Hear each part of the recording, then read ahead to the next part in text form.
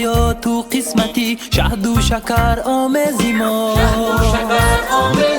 ای خاکی پاکی آریان، ای کعبه ای آزادگان، آزادی و آبادیت ارمان و رستاخیزی ما.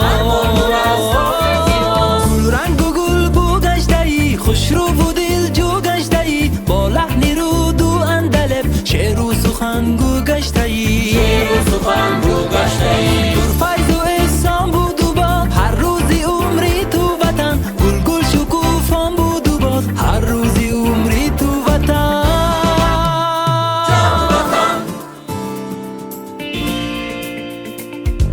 با سبزه و خار و گلت دوستت همه دارم تو را، با چشمه و آب و گلت دوستت همه دارم تو را. ما در کناری گرمی تو، چون در کناری مادرم، یک دم زی مرزی یادی خود بیرون نبیگذارم تو را.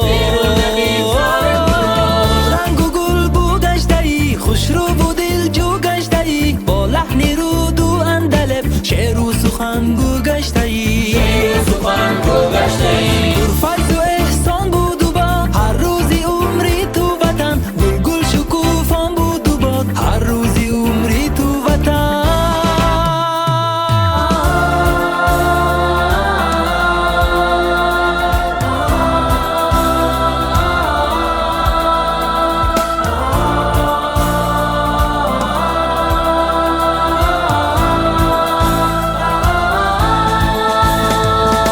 جشنی غرور انگیزی ماست، گل بزمی آهنگ ریزی ماست، رمزی حیات و قسمتی، شهد و شکر آمیزی ماست.